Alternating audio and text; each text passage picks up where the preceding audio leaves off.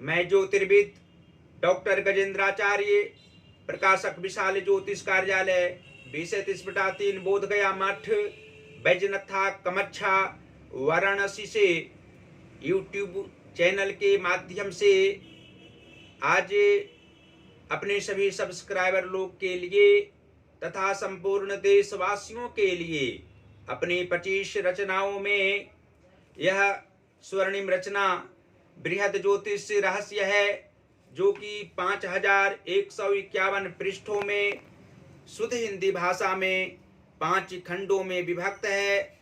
इस ज्योतिष महाग्रंथ बृहद ज्योतिष रहस्य के अंतर्गत आप लोगों को जन्म कुंडली के षष्ठ अर्थात छठवें भाव में सूर्य तथा मंगल ग्रह को विराजमान होने का फल स्पष्ट शब्दों में दर्शाने जा रहा हूं। जन्म कुंडली के षष्ठ भाव यानी रोग व शत्रु भाव में एक साथ सूर्य तथा मंगल को विराजमान रहने से जातक कदापि शत्रु से किसी भी समय नहीं डरेगा।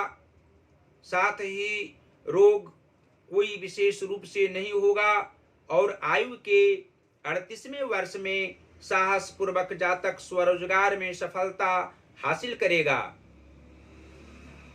विपरीत समय में सभी उच्च ग्रहों की दृष्टि से जातक उत्थान करेगा। पापक ग्रह भी अनुकूल फल देगा। अपने आराध्य देव की आराधना जातक को करने से ये दोनों ग्रह इस भाव में सर्वदा सुख वैभव शांति प्रदान करेंगे। षष्ठ भाव के सूर्य तथा मंगल शनि के कारण कभी कभी प्रभावहीन भी हो जाते हैं। यहाँ शनि शुभ फल सदैव प्रदान करते हैं। ऐसे तो मंगल का भी यह कारक भाव होता है। सूर्य यहाँ मंगल के साथ हैं, इसलिए विशेष अशुभ फल नहीं देते तथा आयु के 37वें वर्ष से 48वें वर्ष तक शुभ फल निरंतर प्राप्त होते हैं। इस मध्य में जातक को शत्रु नहीं सामने आ सकता और न ही शारीरिक कष्ट भी हो सकते हैं। शत्रुता तो ऐसे जीवन में किसी से नहीं होती है, परंतु विवाह के उपरांत आगे 8 वर्षों तक विशेष रूप से कर्म क्षेत्र में किसी न किसी कारणवश मानसिक तनाव रहना स्वाभाविक बात होती है। जीवनों पर्यंत स्वाभिमान से युक्त रहना अनिवार्य उपरोक्त दोनों ग्रहों से स्पष्ट है और आप लोगों को स्पष्ट शब्दों में हम कह सकते हैं कि जन्म कुंडली के कर्म भाव के स्वामी बुध ग्रह हों और मातृ व सुहृद भाव के स्वामी गुरु बृहस्पति हों, तो छठवें भाव स्थित सूर्य तथा मंगल के प्रभाव से जातक को कर्म के क्षेत्र में अधिक अभिरुचि मन लगा रहना स्वाभाविक लक्षण होता है। परिवारजनों के लिए यह जातक मर मिटने वाला होता है। अपने परिवार जैसे अन्य जनों को भी बाहरी क्षेत्र में अर्थात कर्म क्षेत्र में प्रेम प्रदान करने वाले होते हैं। आत्मिक खुशी इनके प्रत्येक कार्य में रहा करती है। धन संपदाओं का अभाव नहीं रहता है। मातृ सुख भी प्राप्त होना स्पष्ट है। बाल्यावस्था में ज्यादा इनकी माता इनकी सेवा किया करती हैं। शारीरिक कष्ट बाल्यावस्था में इस जातक को अधिक रहता है, लेकिन माता एवं पिता का आशीर्वाद भी सदैव इनका काम आता है और स्वजनों से प्रेम भाव रखने वाले होते हैं।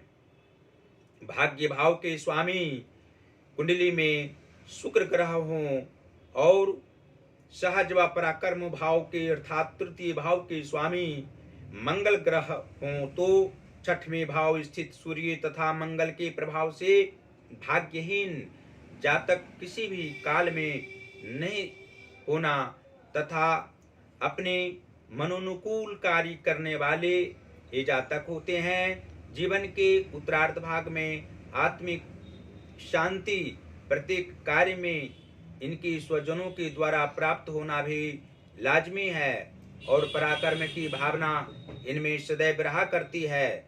तेज मस्तिष्क में रहता है, हृदय में शांति, अनेकों प्रकार के कार्य करने के आत्मबल, आत्म खुशी प्रत्येक क्षेत्र में रहा करता है और कुंडली के एकादश भाव के स्वामी चंद्रमा हों तथा पंचमेश शनि ग्रह हों कुंडली में, तो छठवें भाव स्थित सूर्य तथा मंगल के प्रभाव से जातक को लाभ किसी भी कार्य में प्राप्त होता है।